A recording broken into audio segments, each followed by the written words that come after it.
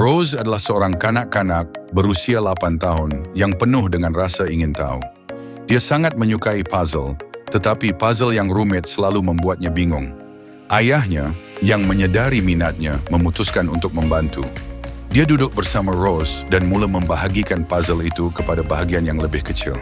Lihat Rose, kita boleh mulakan dengan kepingan sudut, jelasnya, sambil menunjukkan kepada kepingan puzzle yang mempunyai bentuk yang unik. Selepas kita mempunyai sudut, kita boleh isi bahagian tepi.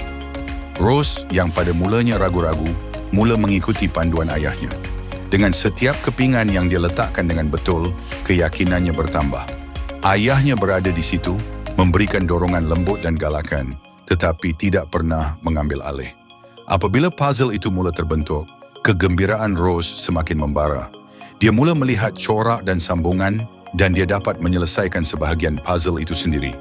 Ayahnya, yang melihat kebolehannya yang semakin berkembang, perlahan-lahan mengurangkan bantuannya, membiarkan Rose mengambil alih.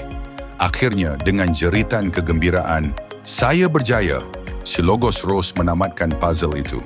Dia telah belajar bukan hanya cara menyelesaikan puzzle, tetapi juga cara mendekati cabaran dengan pendekatan yang sistematik dan percaya kepada kebolehan dirinya. Pengalaman ini adalah contoh sempurna teori kognitif Vygotsky dalam tindakan. Ayah Rose, sebagai seorang yang lebih berpengetahuan, memberikan sokongan yang diperlukan, membimbingnya melalui zon perkembangan proksimal, atau ZPD. Zon ini mewakili jurang antara apa yang Rose boleh lakukan secara bebas dan apa yang dia boleh capai dengan bimbingan. Dengan mengurangkan sokongannya secara beransur-ansur, ayahnya membenarkan Rose untuk menginternalisasi kemahiran dan pengetahuan, menjadikannya sebagai miliknya sendiri. Teori Vygotsky menekankan kepentingan interaksi sosial dan alat budaya dalam perkembangan kognitif. Ayah Rose, melalui bimbingan dan galakannya, memainkan peranan penting dalam proses pembelajarannya.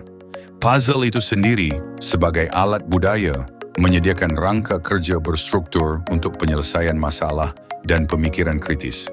Pengalaman Rose menekankan bahawa pembelajaran bukan sekadar usaha individu, tetapi satu proses kolaboratif yang dibentuk oleh pengaruh sosial dan budaya. Ia mengingatkan kita bahawa dengan menyediakan sokongan dan panduan yang sesuai, kita boleh memberi keyakinan kepada kanak-kanak untuk mencapai potensi penuh mereka. Teori perkembangan kognitif Lev Vygotsky menawarkan kerangka yang sempurna untuk memahami bagaimana interaksi sosial dan konteks budaya membentuk pembelajaran. Dengan menerapkan pandangan beliau, pendidik dapat mewujudkan persekitaran pembelajaran yang dinamik dan menarik yang memupuk pemikiran kritis, penyelesaian masalah, dan kerjasama. Salah satu asas utama teori Vygotsky ialah konsep zon perkembangan proksimal, ZPD, yang merujuk kepada jurang antara apa yang pelajar boleh capai secara berdikari dan apa yang mereka boleh capai dengan bimbingan daripada seseorang yang lebih berpengetahuan. Untuk memanfaatkan ZPD dengan berkesan, guru boleh menggunakan teknik sokongan, scaffolding, membahagikan tugasan yang kompleks kepada langkah-langkah kecil yang lebih mudah diurus dan memberikan bantuan yang diperlukan. Apabila pelajar semakin mahir, tahap sokongan boleh dikurangkan secara beransur-ansur, membolehkan mereka mengambil alih pembelajaran mereka sendiri. Interaksi sosial memainkan peranan penting dalam perkembangan kognitif, menurut Vygotsky. Aktiviti pembelajaran kolaboratif seperti kerja kumpulan dan bimbingan rakan sebaya menyediakan peluang bagi pelajar untuk berkongsi idea, mencabar pemikiran satu sama lain, dan mengembangkan pemahaman yang lebih mendalam tentang konsep. Dengan bekerjasama, pelajar boleh belajar daripada satu sama lain dan membina pengetahuan kolektif mereka.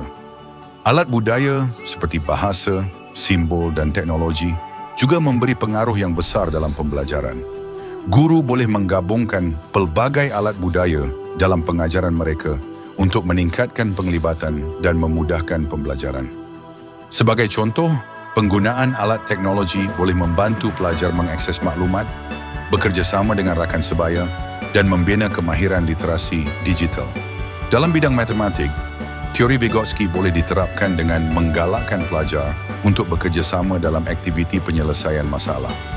Dengan berkongsi strategi dan membincangkan pendekatan yang berbeza, pelajar boleh membina pemahaman yang lebih mendalam tentang konsep matematik.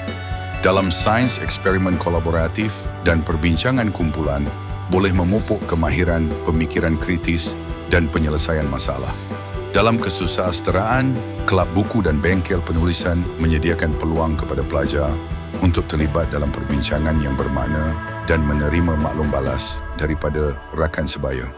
Dengan menerapkan teori Vygotsky, pendidik dapat mencipta bilik darjah yang dinamik, inklusif dan menyokong semua pelajar. Dengan memupuk interaksi sosial, menggunakan alat budaya dan menyediakan sokongan yang berstruktur, guru dapat menyediakan pelajar untuk mencapai potensi penuh mereka. No, there ain't no stopping us. Fly without boarding pass.